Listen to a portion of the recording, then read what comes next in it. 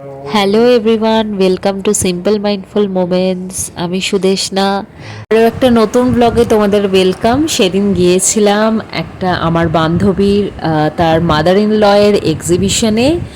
উনি এক্সিবিশন দিয়েছিলেন। সেই এক্সিবিশনে গিয়ে দেখলাম আদার সেলার্সরাও খুব সুন্দর সুন্দর অ্যান্টি টার্নিশ জুয়েলারি রেখেছে। তার সাথে সাথে খুব সুন্দর সুন্দর নাইট স্যুট, ম্যাক্সি, নাইটিজ এবং অনেক ফ্যান্সি ড্রেসেস রেখেছে।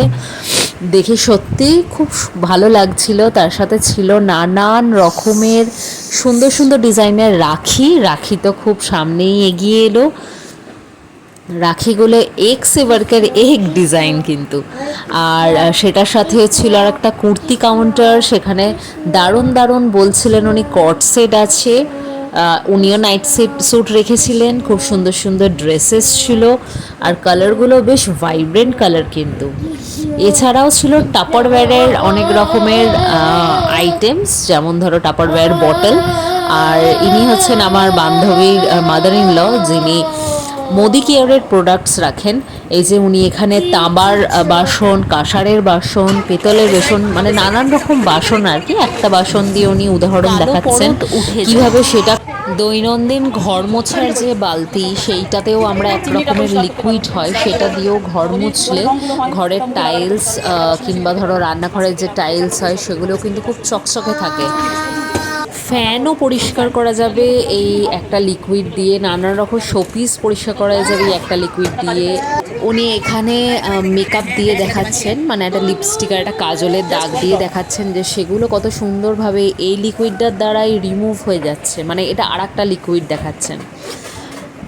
এক একটা লিকুইডের এক এক রকম কাজ। এই সমস্তটাই মোদি কেয়ার বলে একটা প্রোডাক্ট, সেইটার মানে সমস্ত প্রোডাক্ট। ফার্স্টে উনি দেখালেন একটা ওয়াশিং মেশিনে ইউজ করার একটা সাবানের বটল, যেটা দিয়ে কাপড় জামা খুব সুন্দরভাবে পরিষ্কার হবে। আর একটা কাউন্টার ছিল যেখানে খুব সুন্দর সুন্দর সেন্টেড ক্যান্ডেলস ছিল, ঘর সাজানোর নানান রকম আইটেমস ছিল।